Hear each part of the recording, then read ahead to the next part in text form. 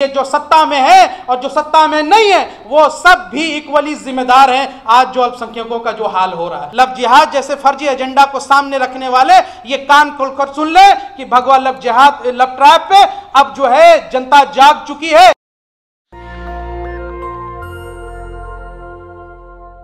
एक धर्म के बुनियाद पर मांग कर रहा है वो देशद्रोही है, कोई बोलने से संकोच नहीं करता है। जब कोई मुसलमान ऐसा कोई मांग कर दे धर्म के बुनियाद पर तो वो देशद्रोही है, कोई बोलने से संकोच नहीं करता है बल्कि उस पर कार्रवाई होती है, यूएपीए लगता है।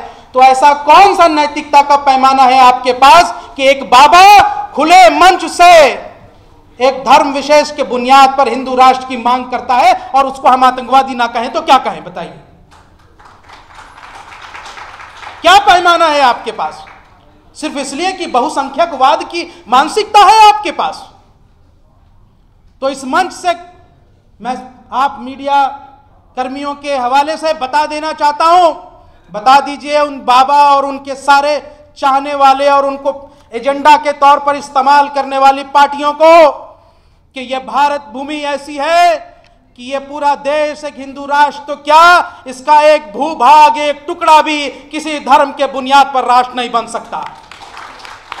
इसकी विविधता ही ऐसी है और ये मैं अपने दम पर नहीं कह रहा हूं, मैं इस देश के उन सेकुलर हिंदू भाइयों के दम पर कह रहा हूं, उन विभिन्न जनजातीय कम्युनिटी की बुनियाद पर, उन अल्पसंख्यकों के बुनियाद पर कह रहा हूं जिन्होंने इस देश को सींचा है, जिन्होंने पिछले 75 वर्षों में इस देश को आज का भारत बनाने में अपनी बड़ी कुर्बानियां दी हैं। पूछिए जरा इन संघ के मानसिकता वालों से कि क्या कुर्बानी है उनकी आजादी में।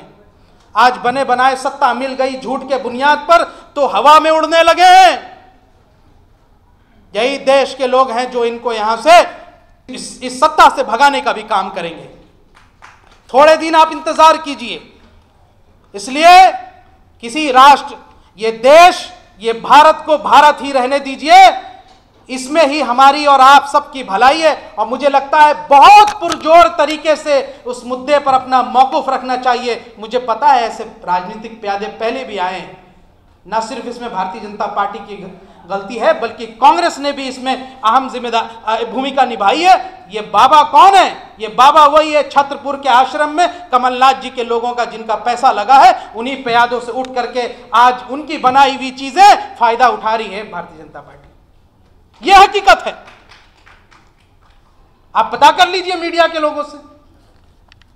जुनैद और नासिर के जब हत्याकांड हुई तो हम राजस्थान में हम लोग गए, पूरी टीम गई और हमने उस पर आंदोलन किए, हमने इस पर इंसाफ की मांग की, गुहार की। तो जिसके खाकी निक्कर जो पहन के आज भी कांग्रेस के अंदर बैठे हैं, उन्होंने हम पर केस लगवा दिए। उन्होंने यहां से 100 पुलिस कर्मियों को भेज दिया ताकि यहां से कोई इंसाफ के खिलाफ आवाज ना उठा सके। लेकिन आज भी हम मांग करते हैं कि आप भाजपा शासित राज्यों में जब कोई घटना घटती है तो पूरी तरीके से आवाज उठते हैं, जब कांग्रेस शासित राज्य में कोई घटना घटी तो आप इंसाफ की मांग करने वालों को ही जेल में डाल दिए। ये कौन सी नैतिकता का पैमाना है? इसलिए जो सत्ता में है और जो सत्ता में नहीं है वो सब भी इक्वली जिम्मेदार हैं आज जो अल्पसंख्यकों का जो हाल हो रहा है। इसलिए इंसाफ के लिए गलत को गलत और सही को सही बोलना चाहिए, पार्टी पॉलिटिक्स से ऊपर उठ करके बोलना चाहिए और यही काम हम मीडिया में करते हैं। तीसरा मुद्दा मैं संक्षिप्त में रखना चाहूँगा साथियों, जिसमें अब्दुर्रहमान साहब ने भी बात रखी और सर शुक्रिया, मैं आपकी किताब पढ़ रहा हूँ अब और पढ़ूंगा कि भगवा लव ट्रैप पे मीडिया चर्चा नहीं करना चाहता था क्या है ये। लेकिन पिछले दिनों जब एक चैनल पे हमने इसकी पूरी चर्चा की और हमने सबूत दिखाए कि किस तरीके से राष्ट्रीय बजरंग दल नामक ग्रुप जो है मुसलमान बच्चियों को साजिश में फंसा करके उसकी इज्जत असमत लूट करके बर्बाद करने की प्लानिंग करता है, किस तरीके से इन संगठनों ने यहाँ से पैसे देने का वादा किया उन लड़कों को, उन कॉलेज यूनिवर्सिटी में पढ़ने वाले लड़कों को कि तुम अगर मुस्लिम लड़कियों को फंसाओ और इनका धर्म परिवर्तन कराओ तो तुम्हें हम पैसे भी देंगे, सुरक्षा भी देंगे। जब ये सब कुछ काम हो रहा हो तो हम उसको भगवा लव ट्रैप ना कहें तो क्या कहें?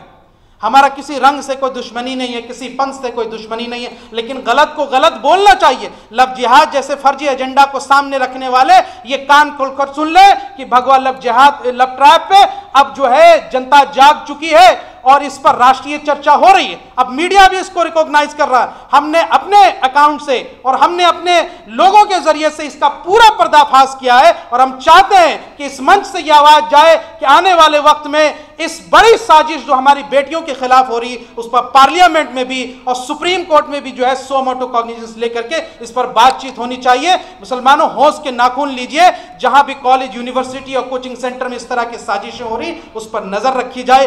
हम किसी भी बेटियों के खिलाफ अन्याय जो हो रहा है उसके खिलाफ है और चाहे हमारी बिटिया किसी भी जात धर्म से हो, हमें उसकी हिफाजत करनी चाहिए। इन दुष्टों से बचाने के लिए हम संकल्प लेते हैं। जय हिंद, जय भारत, शुक्रिया। नेशनल दस्तक की आपसे गुजारिश है कि अगर इसको बचाना चाहते हैं तो नेशनल दस्तक को सब्सक्राइब करने के लिए रेड कलर के सब्सक्राइब बटन को दबाएं, फिर बेल आइकन की घंटी दबाएं। नेशनल दस्तक को बचाने के लिए बहुत जरूरी है कि हर खबर को शेयर करें, लाइक करें, कमेंट जरूर करें।